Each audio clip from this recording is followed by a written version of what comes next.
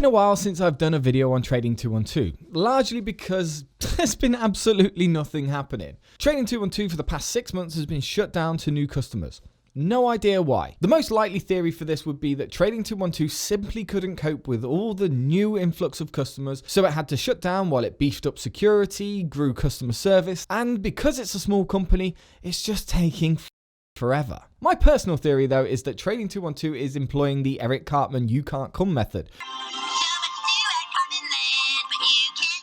Basically restricting the access for new customers to try and drum up some new heat. Though to be honest with you, in real life that probably wouldn't work, and really the only reason why we can possibly think that Trading 212 is doing this is because they're failing. Hold on a second.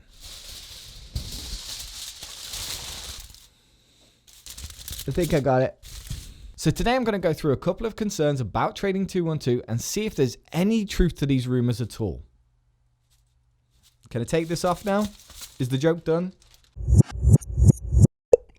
I'm amazed how many people own stocks.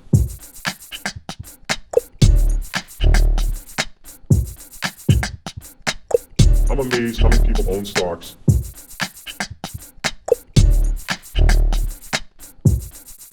Welcome back everyone, my name's Paul. I'm brand new to investing and I started a dividend reinvestment portfolio on Trading 212. Trading 212 is pretty much where I keep all of my investments. I don't have any investments elsewhere except for the little dotted things around. But the majority of my money, more money than I've ever seen in my life, is kept in Trading 212. And because Trading 212 is quite a new platform, I'm like everybody else and I'm a little bit fishy about what's going on. I want to make sure that the company that I've got pretty much all of my investments in aren't going to lose all my money. So far, the main problems that I've found is that they're very reliant on CFD and they're very reliant on interactive brokers to do their share dealing. Other than that, everything else that's happened, like FX fees and share dealing, are all kind of things I expected to happen because they were running at a loss before.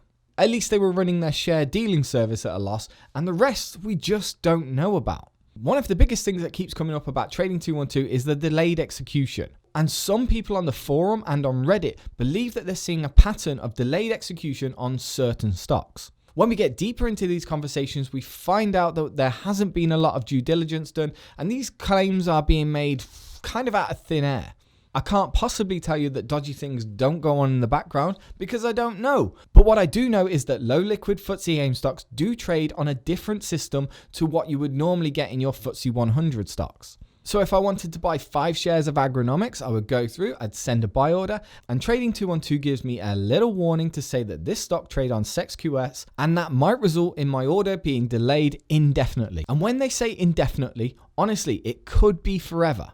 Because this is what Trading 212 and interactive brokers see on a day-to-day basis. This is their view of the stock market. When you put your order into Trading 212, it sends it off to interactive brokers who then have to go and find someone to sell you your share.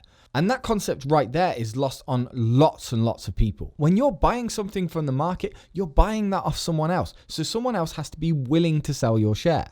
And because FTSE AIM stocks are pretty low liquidity, they're always struggling to match these people up. You need to have the exact amount of shares that you want to buy as the exact amount of shares someone else wants to sell.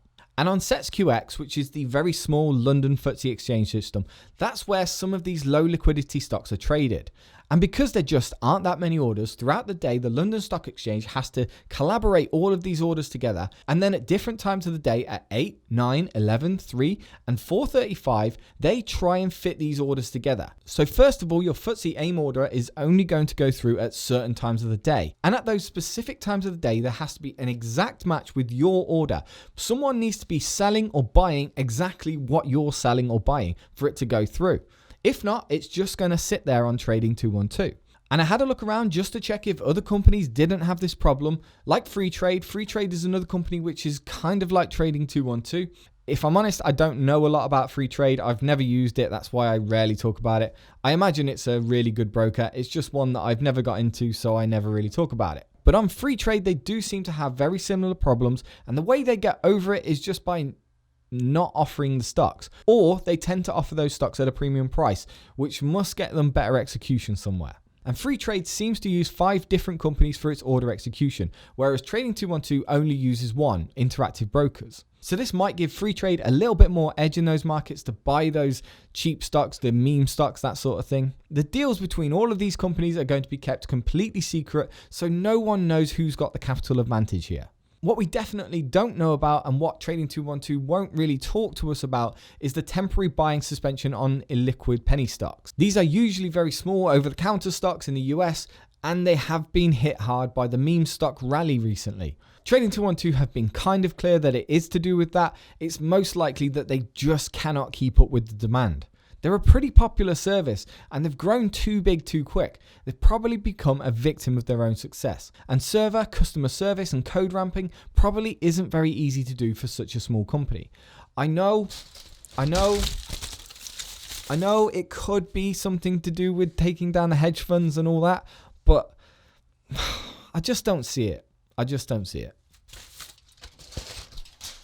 And thank you to Ethan for messaging me on Instagram, telling me about Reddit going mad over the new terms and conditions that have been updated recently. I always look through the terms and conditions updates just to see if there's anything glaring going on there. And when I looked, I figured there's absolutely nothing going on.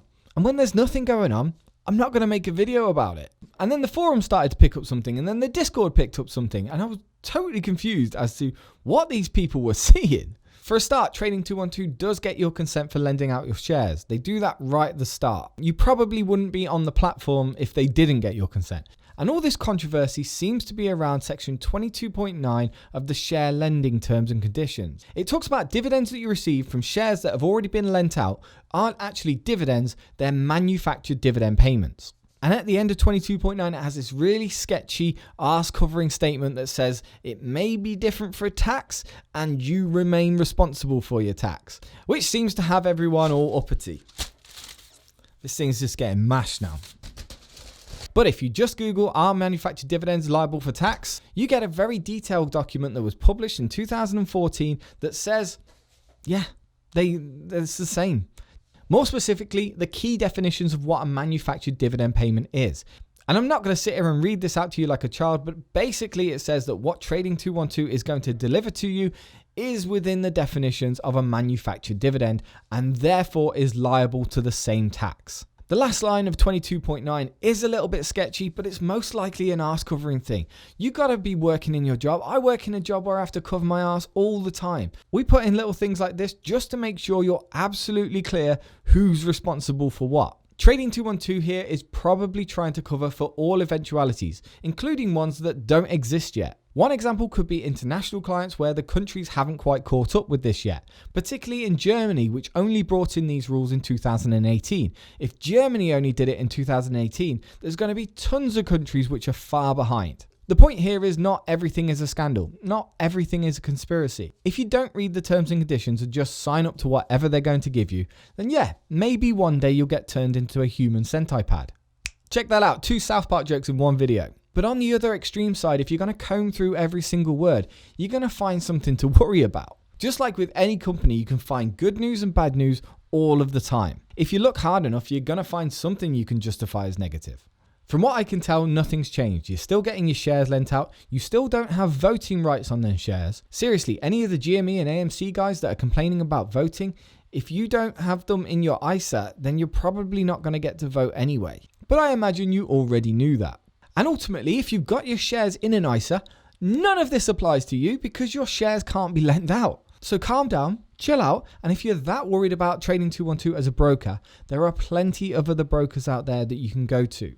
I found on the Free Trade forum there's lots of positive feedback. They have the odd crazy 14-year-old getting upset, but overall it's pretty positive on there. Okay, Big Man Adam says we need another big portfolio rundown. I'm not going to do a massive one today, but very recently I cleared 30,000 in my portfolio. Yes! My portfolio currently stands at 30,260. It's a dividend growth, dividend reinvestment portfolio. The idea of my portfolio is to invest in dividend paying companies, dividend growing companies as well, and hopefully they will grow in capital appreciation at the same time as increase my compounding rate by reinvesting those dividends. That sounds like a reasonable explanation. If you wanted to take a full look at my portfolio, there's a link in the description below. You can take a look at the portfolio and see all of my weightings, all of my holdings, and also keep an update apparently on how I update this as well. Recently, industrials have been taking a little bit of a hit. There's been a lot more assigned to more speculative growth recently, which is great. I ultimately expect that these growth companies will outperform. You've just got to find the right one. And I have a vast range of different companies in my portfolio. And I recently bought one company which doesn't actually pay a dividend. If I see a stock that I think is so undervalued and so important to my life, I'm probably going to buy it regardless of it being a dividend stock. Alphabet is a company that I do think will pay a small dividend soon, and I'm looking to get the best possible yield on cost that I can out of that company. Google's a ridiculously high cash flow company. It could still be 5 or 6 years before they even consider paying a dividend. But if I see some companies at such good valuations, I'm probably going to get in there. Like if I saw Tesla at $200, I'd probably start buying it. This is a big problem with the dividend investing and the dividend growth investing communities. You don't have to be a purist. As long as you're confident in the businesses in your portfolio, you don't have to go around labeling yourself as a growth investor or a dividend investor. That's not to say that I'm moving away from an income portfolio into a growth portfolio. It's definitely not going to happen because that's not how I see investing. But when I see a high cash flow business at a reasonable valuation in a mature growth phase of its cycle, it seems like a stock that I should really be buying, especially as I use Google products all the time and I see how great they are. Some companies that I will be buying this week, Lennar Corporation, which is a US house builder. I think the US house building is going through a little bit of FUD this week and it's pushing down some of the prices. I feel like that's a good time for me to buy. As soon as I get some cash ready, I'm going to get myself one share of Alphabet, and I think that's where I'm going to stay, at least for the short term. And I'm hovering over Legal & General at the moment. Legal & General is starting to slide. It's starting to turn over very slightly. As soon as Legal & General starts hitting 140, which it probably will, I'm going to start accumulating again. And finally, Bitcoin and Ethereum, which is not going well. The FUD has officially settled in on Bitcoin and Ethereum, causing, I think it's about a 50% pullback. And I did happen to have a stop loss on Bitcoin, which actually saved me quite a bit of money. And if you follow me on Instagram, you get a lot more up to date of what I'm thinking about what's going on with Bitcoin right now. And what is going on with Bitcoin? I don't know. It's pretty uncertain right now. The chart gods do not show anything. I'm not buying or selling anything right now. I'm literally just holding. With Bitcoin, the price action needs to get back into this channel. If it doesn't, then we could see it drop down to like 20,000 all over again. And Ethereum, which I've got a lot more of my money in, does look a little bit healthier, but it still doesn't look good. Again, Ethereum needs to get back up into this channel if it's got any chance of continuing on the bull market. However, with Ethereum, I do have a lot more confidence in it, and I am still adding in a bit of cash. But just a little bit. I'm not trying to take too much risk here. I'm just trying to have a play, learn how to trade, and see if it really is possible making money trading. Right now, it probably isn't for the majority of new Bitcoin traders, and that's a shame. There is a lot of hope though. It doesn't seem like this is a big pullback based on what has happened in the past 2 cycles. And also at this point in the cycle, on both occasions, on both previous cycles, there has been a 30 to 50% pullback. Getting in at the bottom of this pullback led to some extreme returns. And that's what I'm following right now. I'm not looking for a price on Bitcoin and Ethereum. I'm actually looking for a time. And that time is somewhere around September, October. At that point, that is where I'll be thinking about trimming out my Ethereum and Bitcoin positions. The whole crypto world seems to be focused on the Wyckoff distribution analysis right now that has followed pretty closely, to be honest with you. The Wyckoff distribution is apparently a distribution that shows a lot of institutions trying to suck some money out of the retail investors. I don't know the truth behind that, but a lot of crypto Twitter is focusing on the bottom of this Wyckoff distribution pattern, which we are pretty much coming into right now. And based on all of this information and based on the idea that I'm not risking too much of my money, I'm happy to put a little bet on the fact that I think the bull run isn't over. Thank you very much for watching, everyone. If you wanted to get into investing, you can sign up to the waiting list for Trading 212. If you sign up through my link, I think you get put onto a waiting list and eventually you will get a free share once you've signed up and deposited, and I get a free share too. Also, if you're following crypto Twitter and you want to buy some Dogecoin, some Ethereum, some Bitcoin, or some Shiba Inu coin, you can get yourself on eToro. There's a link in the description below. If you sign up to eToro through that link, you really help out the channel. Just remember that crypto assets are ridiculously volatile, and that is no more true than right now. Seriously, a lot of people have lost a lot of money in crypto in the past couple of weeks. Don't forget to check out our completely free Discord where we talk about all things crypto, all things value investing, growth investing, stocks and dividend investing. There's tons of little channels and everybody's really friendly. Feel free to check me out on Instagram where I try to find lots of patterns in the shapes of dicks. And also on there, I let everybody know what I've been buying recently. Once again, thank you very much for watching, guys. And if you enjoyed this video, please feel free to like, subscribe, and invest.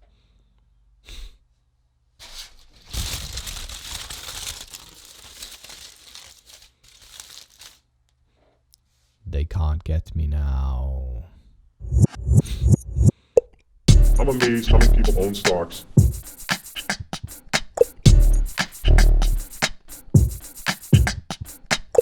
I'm amazed how many people own stocks.